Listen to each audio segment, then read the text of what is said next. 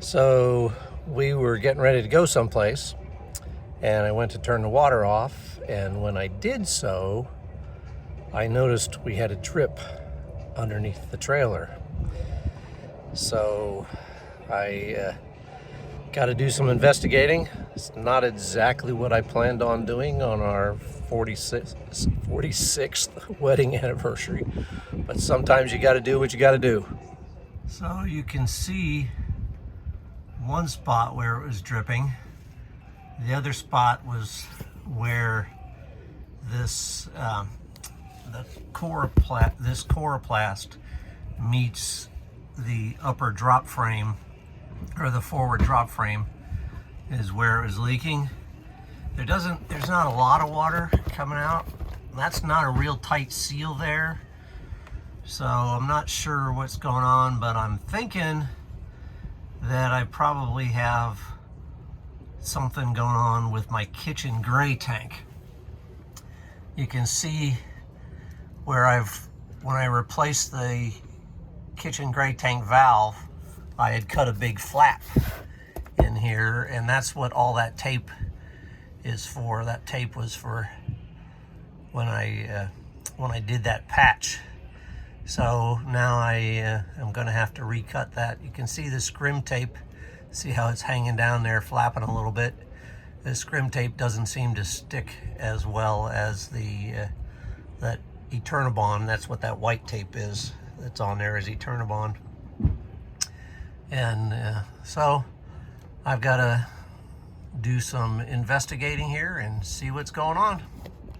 So, okay, here's the other place is leaking.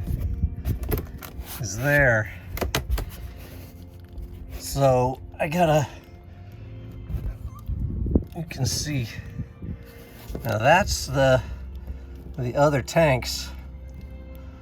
Well, the other tanks are behind here. So the kitchen gray tank is right above here.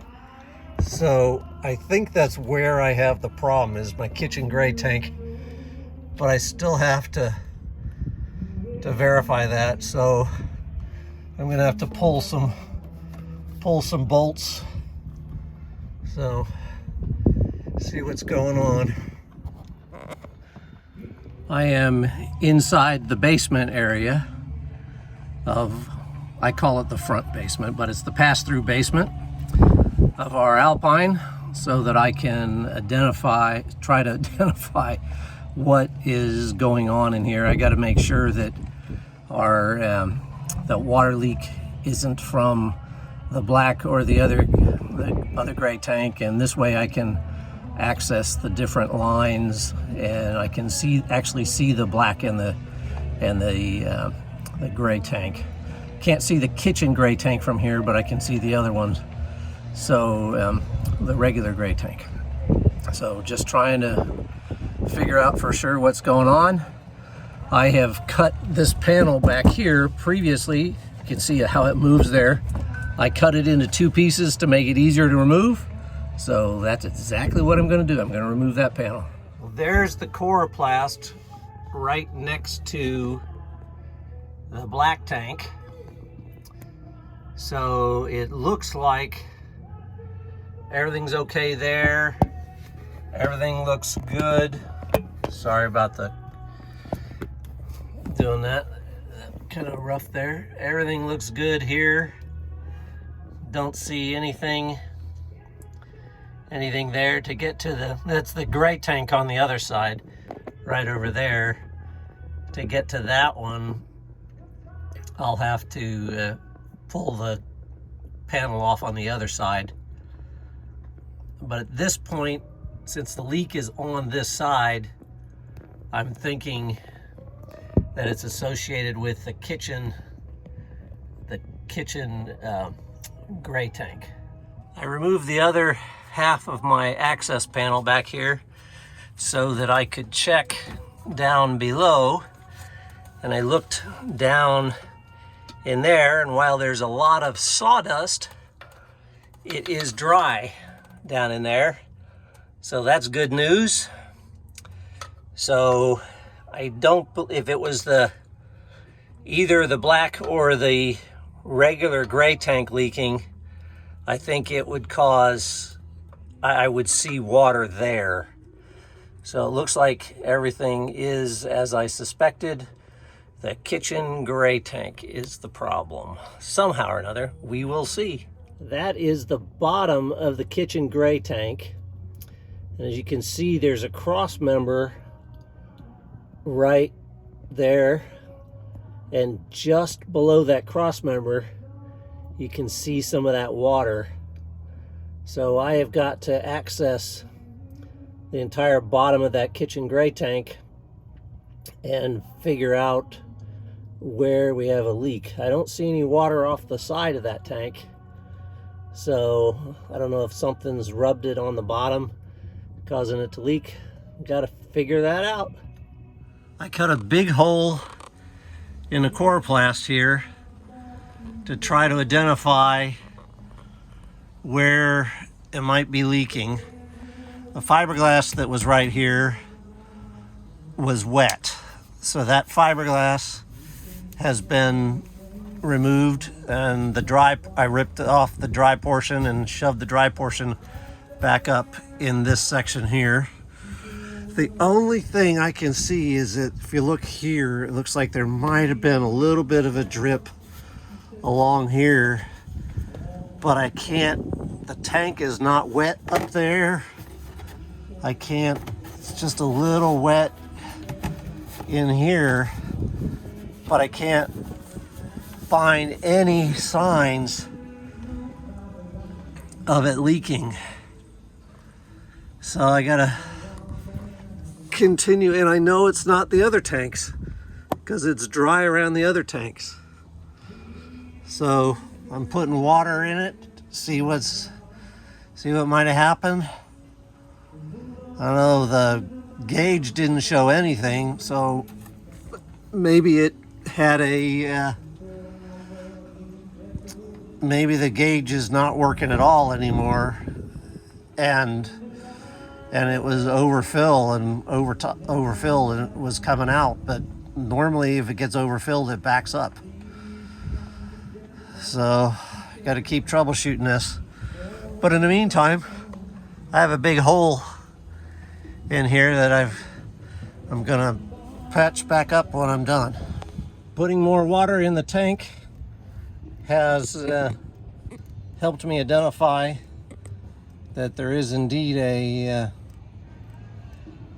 leak, a crack someplace in this tank. I just got to figure out where it is now. So you can see it's coming down over here. It's over here. So I think it's up around this, up in this area, someplace up here. So now I just got to do some more troubleshooting on it. At least it's a gray tank and not a black tank. So there is, you can see it's coming down from that front corner. So now I will, I've got to remove a little bit more of the coroplast down here so that I can access that front corner, see what's going on. They pulled the last piece of coroplast down. I saw this little sensor hanging here. You can see it has rusted through, and then I looked here on the side of the, on the side right there is where that sensor is supposed to be mounted, and as you can see, it is not there any longer, and it is now that's what was causing my problem. So now I've got to get a new sensor. Hopefully there's a sensor that I can you know, rubber fitting or something will go around that I can put a new sensor in the tank. If not, I will end up plugging it. But I noticed that on this trip we dewinterized, the sensors weren't working, and I just figured that maybe, you know, a screw would come loose. But this is the bottom sensor So that basically provides the ground, I believe, or the return. And that is why, one, the sensors weren't working, and two, it was leaking. So I know exactly where my leak is. So at least we got that figured out. So that's good news. So hopefully that'll be an easy fix. I have it temporarily taped back up. I took the sensor out and took the rubber plug out as well. I'll show you. That's the rubber plug piece out of it, and you can see it just literally rusted out inside. So everything is temporarily taped in place. Not real good, but hey, it's just temporary until such time as I can get get the right piece to fit in there. But at least, and I did put a piece of tape over the sensor hole for right now. So we should be good to go, and we'll just leave that kitchen gray tank valve open until such time as I get that sensor, which hopefully will be in the next day or two. I have the new sensor in place. I put a new end on the wire, the new grommet on the wire. I've got one more little nut to install there, and then I can button the bottom back up and we should be good to go. All right, the wire's in place. Now I'm going to start buttoning everything back up. I've got coroplast back up. It's taped in place. I used a Gorilla Tape because in the past I've had problems with this scrim tape not sticking properly. However, in that particular area it did stick properly. So it's any place that there's a flex is where the scrim tape is not done very well. So still not the neatest job in the world, but this tape has done a real good job for me in the past. It's kind of it's Gorilla Tape's version of Eternabond, basically. So I had to use a couple little pieces here to get it around this pipe, the drain pipe here. But everything looks pretty good. Got both pieces back in. Got it sealed up pretty well. So we should be good. Should be weather tight once again.